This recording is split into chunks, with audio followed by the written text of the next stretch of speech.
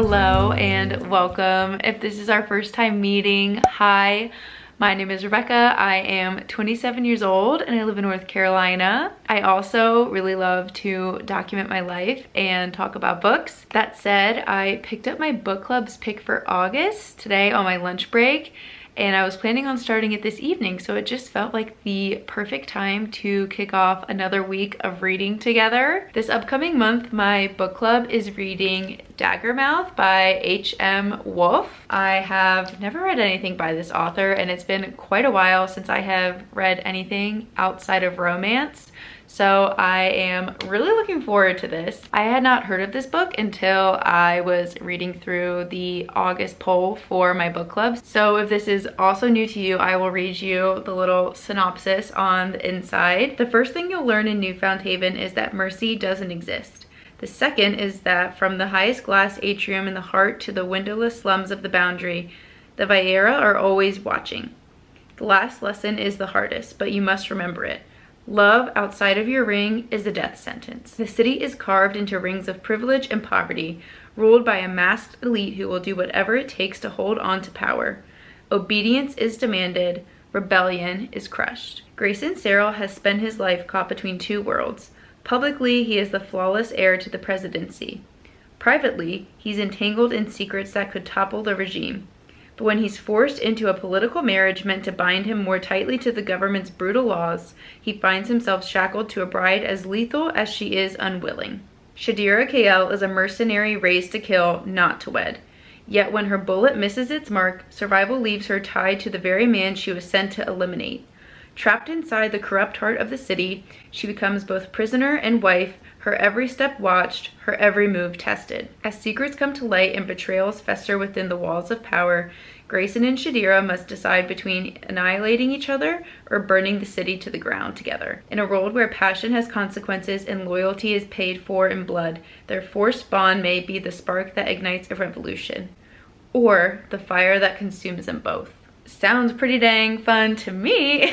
Like I said, it has been quite some time since I have read anything dystopian or dark. I have been truly thriving in my summer romance era, but I am really intrigued by this and excited to start it this evening. It is currently 4:45 on Tuesday afternoon when I am starting this video. I still have quite a few things on my to-do list before we can really sit down and dive into this book, but I'm really looking forward to it, and I'm so happy to be spending another week reading with you. If you enjoyed this video, definitely give it a thumbs up. Otherwise, I will probably catch up with you guys sometime tomorrow on my initial thoughts.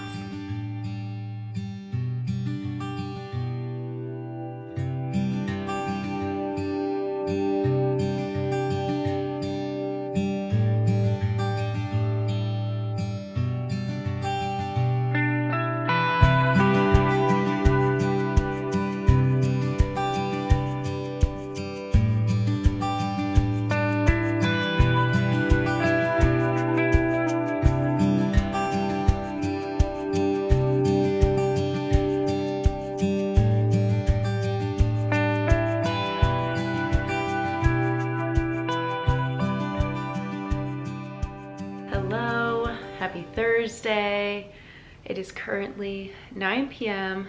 I'm just sitting down to start reading for the night, but before I do, I know that I owe you all an update. As of right now, I am currently 15% into DAGGERMOUth, so not too far, but just enough where I figured I could give you my first impressions, initial thoughts. As far as the world building goes, I feel like it is all pretty straightforward.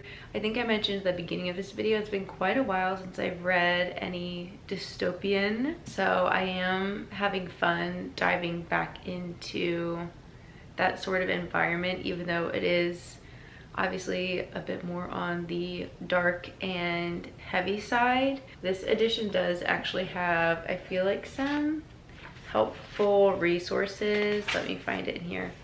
There was also a map up here in the front But I know the real first impressions come with our male main character and our female main character. I have been so pleasantly surprised by Grayson. I mean, he is the son of the president and his job is to essentially just execute multiple people every day. I'm pretty sure I don't have the sleeve in front of me to confirm on the little summary, but so I'm doing my best not to do any spoilers, but I think it alluded to the fact that he doesn't really agree with the laws that his father has put in place and doesn't obviously love the current state of the city and the division, and he's just feeling a lot of conflict of, you know, wanting to do something but feeling really limited at the same time because of his familial situation. And there's been a few moments where I've been really surprised, really enjoying his character so far. We also got some insight into just how tense his family situation is, which has been kind of interesting, and I'm excited to explore that more and get a little deeper into that. As far as our female main character goes, Shadira is very intense, like very intense, and that's really the only word that is coming to mind. She has alluded to, you know, a very traumatic past. She lives in the boundary, so like the outermost rim. You know, obviously she also kills for a living, but in a bit of a different way. So there's lots of, you know, interesting parallels happening between her and Grayson. And I also just got to the point I was really trying to figure out, like, once I got formally introduced to both of them, I was like, how are these two going to end up in an arranged marriage? But that's actually where I left off last night. We like went through the whole experience where that idea, you know, was first brought up. So yeah, I'm excited to jump back into tonight. Those are my initial thoughts on DAGGERMOUTH. Like I said, eager to get back into it. I'm gonna go see how many pages I can squeeze in tonight before I go to bed, and I will catch up with you in a day or two.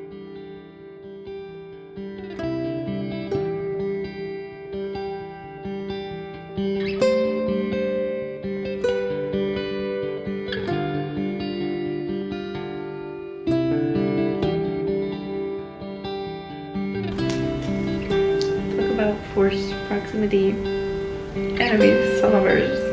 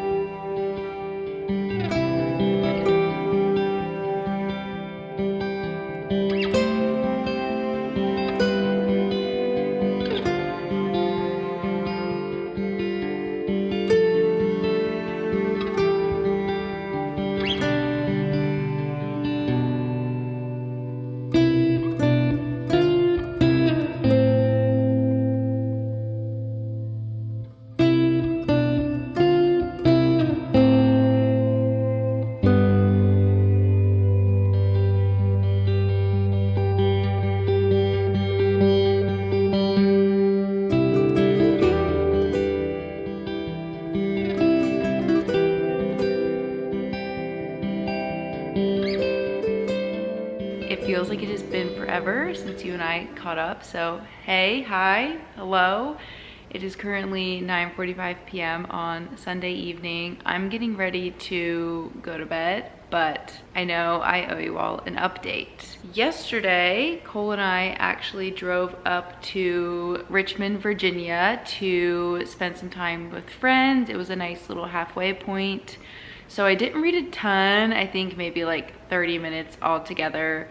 on the drive up, but I feel bad because then Cole doesn't really have anybody to talk to. So didn't read a ton then, but I really locked in today. Because of when we needed to leave for Richmond, we actually ended up boarding Mocha Friday night and Saturday night. And I was telling Cole on our drive home yesterday, I was like, all I want to do on Sunday is sit on the couch with my book and Mocha right next to me. And that's exactly what we did for most of today. Like I said, I really locked in. Speak of the devil, here she comes. I feel like I've done a pretty good job at keeping this reading vlog spoiler free, so I kind of want to keep that going. A lot of really intense chapters. I had a few moments where I was like, there's a lot going on, there's a lot happening, and a lot of just worlds colliding, I feel like is the best way I can put it. I know I mentioned in the beginning, I kind of showed the map, you know, we have the different rings in the city, and we just had like a lot of people interacting that had not interacted before, and some secrets are spilling, which is exciting but nerve-wracking. Overall, I think everybody is just feeling very scared, and I think our two main characters, Grayson and Shadira, are feeling very confused. They are both in a really difficult situation. It's like a very high stakes predicament, and you know, lines are kind of blurring as they've gotten to get to know each other a little bit more. The love triangle is love triangling. I have not updated Fable, so I don't know exactly how far I am into it, but this is how much I have left, this little bit. So I don't think I mentioned this when I first introed the book, but this is going to be a duology, so I imagine that this is going to end on a cliffhanger. There's definitely some heavy stuff. There were some very, I apologize, I keep using the word intense, but a synonym is not coming to me at this moment.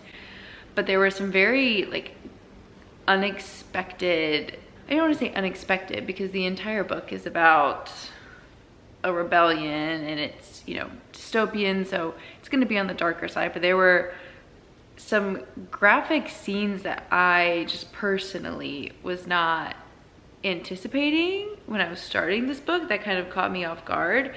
So those were a little bit difficult to get through. Things are picking up. Mocha is coming out here to tell me it's time to go to bed, so I'm gonna wrap up my update here, but we only have one day left in this reading vlog, so we will see. I don't think we're gonna be able to finish this book, but who knows, maybe. Oh, sorry, Mocha hit the tripod. I don't think I'm gonna finish this book in this video, but I feel like I'm definitely getting pretty close. Who knows, maybe we'll just extend it until I finish the book. Yeah, that's my update for now. Things are intense, things are heavy, things are dark. Also just very like, the scene I just read. Let me get the chapter for you in case you decide to read. Here we go. Chapter 25. If you ever decide to read DAGGERMOUTH, or if you've read DAGGERMOUTH, chapter 25 was one where it was like, what? It was just a lot. And when you think about like what was happening at the end of near the end of chapter 25 compared to like what happened at the beginning of chapter 25 and like what the state of the apartment looks like when stuff is happening, I was like, this is just so bizarre. I will catch up with you, I guess, when it's time to wrap up this video, most likely. That's my Sunday update.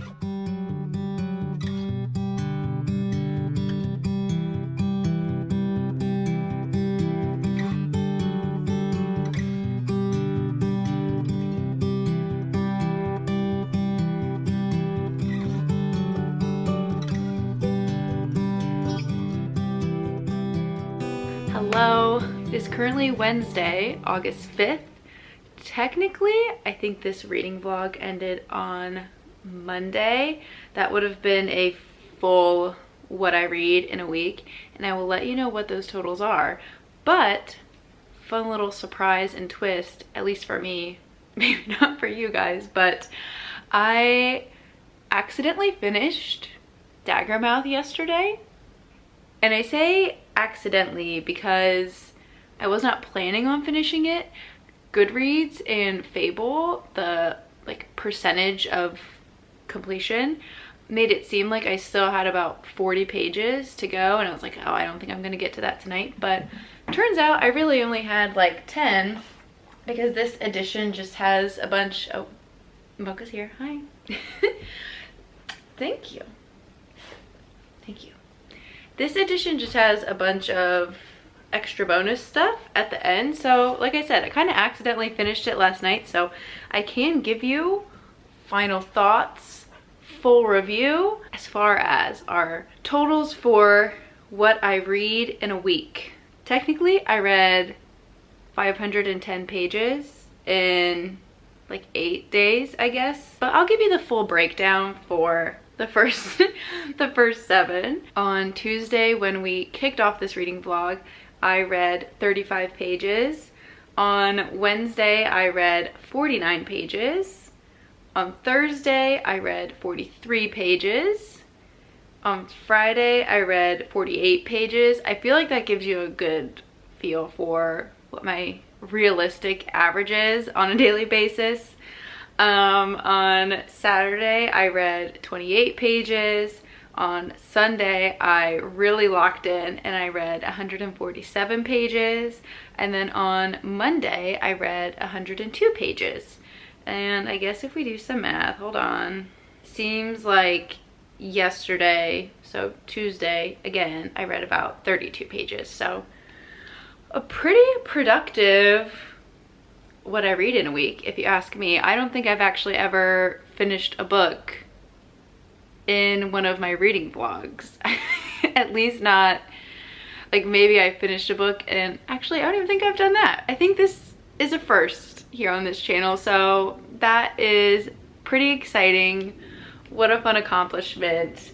Now, as far as my final rating, official thoughts, overall, I gave this 4.5 stars. I thought it was really good. I don't think I can truly pinpoint why exactly I didn't give it 5 stars, other than I just didn't have that gut feeling. Like, when you know, you know. What's really kind of unique about it is I feel like the last 200 pages or so, and I feel like that's also kind of obvious with like how kind of top heavy my reading was at the end of the week. The last 200 pages, things really picked up, like the momentum, we were going and going and going, and I was like, okay, I'm locked in, I'm here. But I never felt like the first 300 pages were lagging by any means. Again, it's just kind of hard. I don't want it to seem like it didn't get good until 300 pages in, because that wasn't the case. It was just by the time we got to 300 pages, all, you know, at that point, like, we had met all these people, and everybody who we've met separately was kind of coming together, and, you know, we were forming plans, we were executing plans. So I think that's kind of just why I felt that way. Again, I didn't want it to seem like the first part was slow, because that wasn't the case. There were some twists that I saw coming, others I did not. There were quite a few moments there at the end where my jaw dropped and I audibly gasped. I was like, what? Which is always fun in a book. And as far as my thoughts on our male main character and our female main character, Grayson and Shadira, I found the development of their relationship so interesting. And I don't say that as a spoiler, like, it literally says they're in an arranged marriage essentially, and, you know, forced proximity, that sort of thing. Like, that's kind of the whole, I don't feel like that's a spoiler. But watching their relationship develop was so interesting, because you as the reader, I think we're seeing parallels and similarities between the two very early on. and you got to watch them kind of slowly piece those together themselves throughout the book, and I just felt like that aspect of it was really satisfying. And I feel like this is one of the strongest enemies to lovers relationships that I've ever read. Like, I know a lot of books position it as enemies to lovers, like Fourth Wing, for example. Like, technically, you know, Xaden and Violet were like enemies in the beginning, but that was not a slow burn by any means.